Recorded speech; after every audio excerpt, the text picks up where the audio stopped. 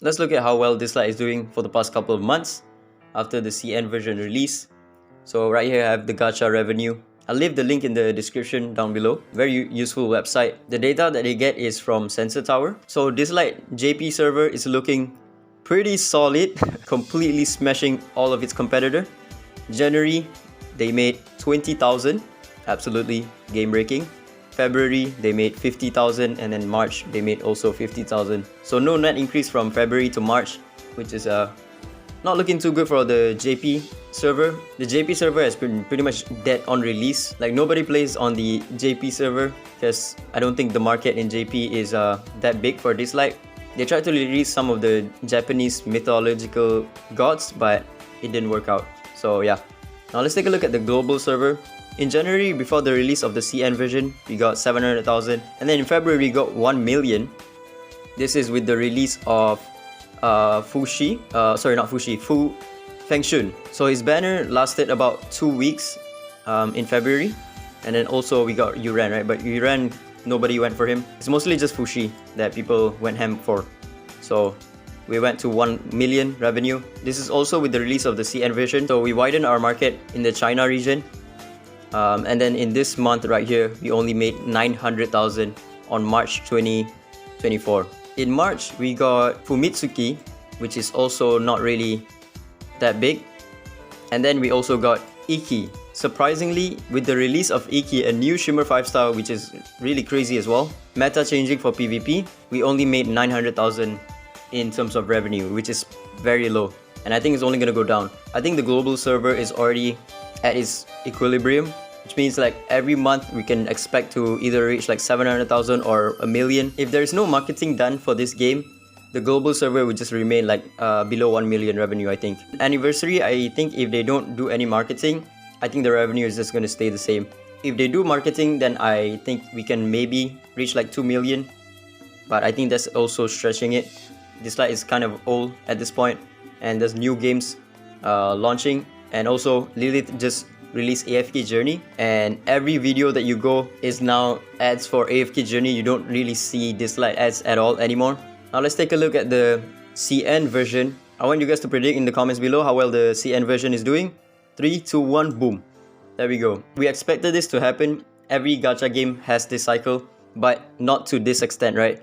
8 million on release is expected because the game is brand new in China, because China is an untapped market for Dislyte. The moment this game got released in China, we made a big revenue increase because all of the whales can just whale on day one, right? The change that they made to the game where you can just pick and choose which shimmer you want to rate up is the reason why the revenue for this Chinese server release is this high. If it weren't for that change, the game wouldn't have this type of revenue on its release. Because right now, the CN version already have like most of the Shimmer Legends at R6 because they can pick and choose whoever they want to R6, right, on day one. As you can see, in the next month, on February, the revenue dropped significantly because the whales have already R6 everything in at the launch of the game. And then if you take a look at March 2024, the revenue just drops significantly again. 2.8 million.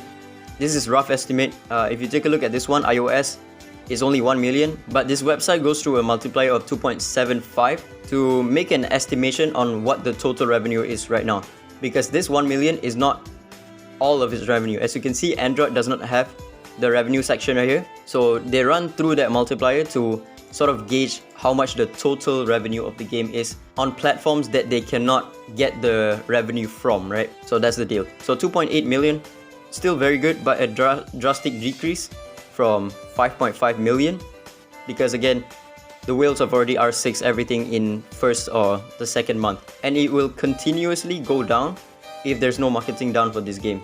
Again, for March we only got like Fumitsuki and Ikki. Fushi was 1 week before April, and this revenue is calculated 1 week after Fushi was released. He was released 1 week before April, and the revenue is still also not that high.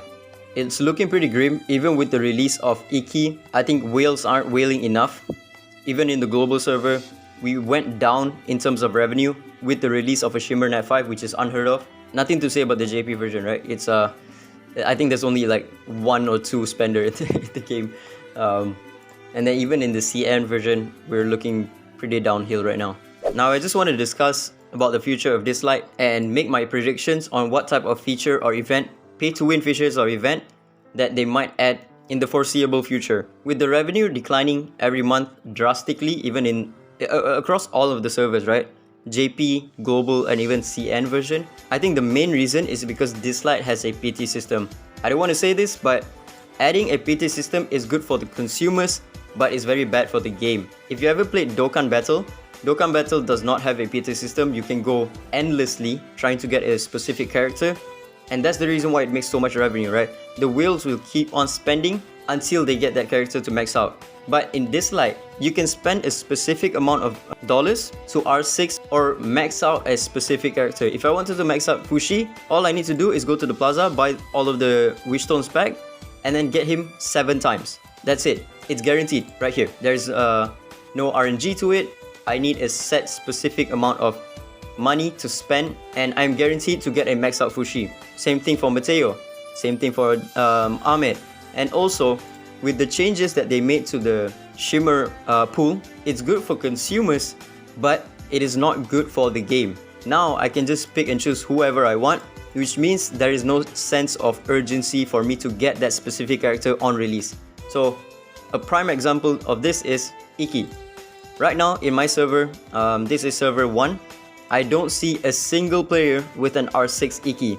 Whereas Ana on release, she was R6, right? And Tolan on release also have him at R6 immediately, the moment he came out, because he is time gated. If you don't go for his R6 immediately, you would have to wait like maybe 6 months, 7 months, 9 months for him to come back to be rated up. Because if you summon for him when he is not rated up, it's just like any other game. You don't have a PT, which means the amount of money you spent has no cap. You can go $1 million and still not get a max out Tolan. Whereas if you can just rate up who you want anytime you want on every single update, you can just go Tolan and then you pull yourself a Tolan, you can rate him up again, so it's easier for you to max him out.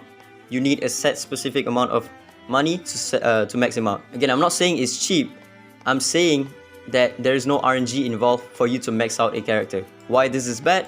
It's because, again, like I said, there's no sense of urgency. Nobody is trying to R6 Ikki, because if they decide to R6 Ikki, they can just do so in the next patch or in the next patch. They don't need to R6 him immediately because they don't have to, right? Good for consumers, not good for the game. So what I think some features or events that are going to be pay to win that is coming to the game in the foreseeable future, I think we have one already in the plaza right now. I don't really know what this is about. Advanced Nexus Crystals, I don't know what it's letting you buy. When you click on it, it just says used to purchase paid items. I don't know what this is, but I don't know. Maybe this is a pay to win feature. I don't know. I don't know what it's even trying to sell. But so far, Dislyte does not have a feature that whales can infinitely spend on. For example, a game like 7 Deadly Sins Grand Cross has a feature of box CC. The bigger your box CC is, the more advantage you get on various aspects of the game. In 7 Deadly Sins, if you have a bigger box CC, you gain stats in PvP. Or not PvP, everything.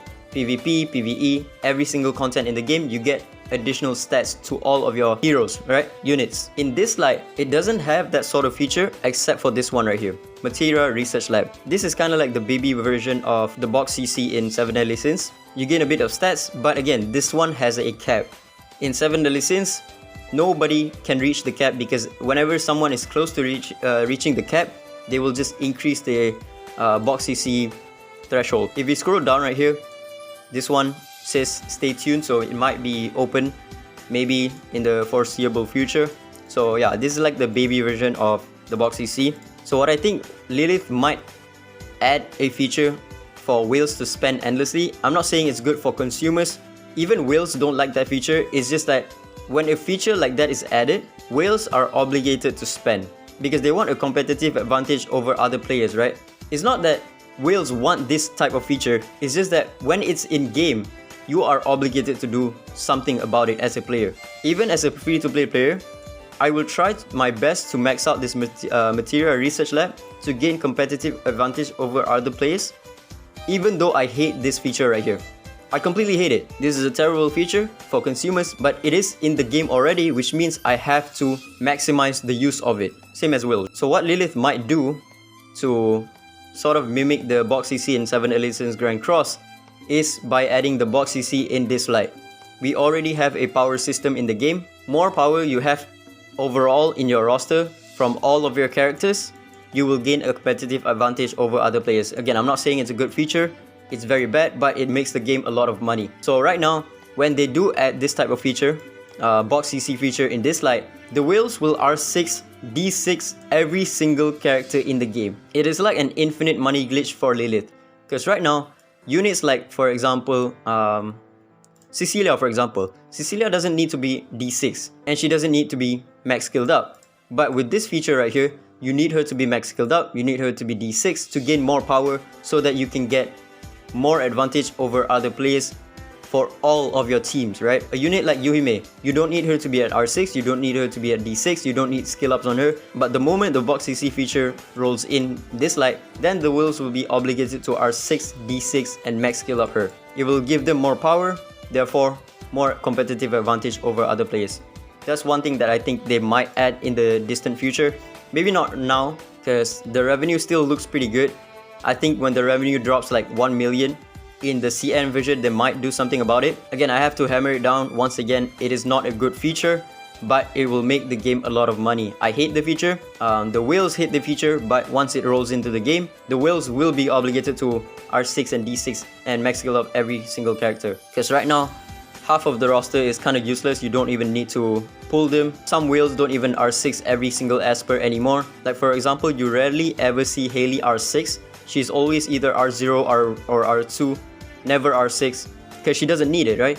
You don't need the extra power on her to gain a competitive advantage. Duran, nobody cares about him, everybody skipped him. Even whales rarely have him at R6, maybe 1 or 2 players have him at R6, but if the box CC feature rolls in, then whales are obligated to R6, D6 and max skill up him. Another feature, or not really a feature, another thing that they're gonna hammer down is by adding more rewards in leaderboard content. So we already have the Spire that gives us more rewards, and we have Knockout, we have Beat Bout, we have Point War. All of this is leaderboard based contents.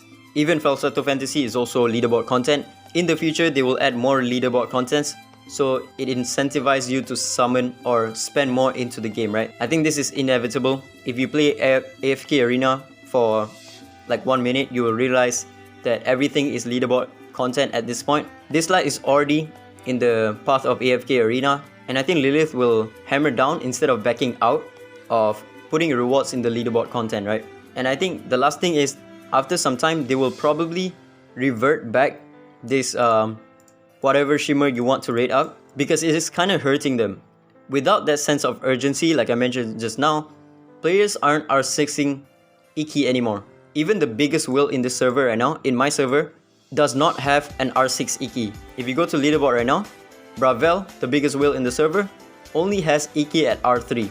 The second place has him at R1, not even R2, because there's no sense of urgency to max out Ikki right now.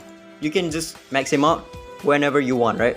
So what Lilith might do is just revert back this whatever shimmer you can rate up, and then just go back to a designated shimmer rate up for that specific patch. Again, it's not consumer friendly, but it is going to be more beneficial for the game itself. And yeah, that's about it. I just wanted to talk about the revenue of Dislyte and what potentially could come out in the distant future, because the revenue, we can expect it to always go down from this point on if there's no marketing done for the game.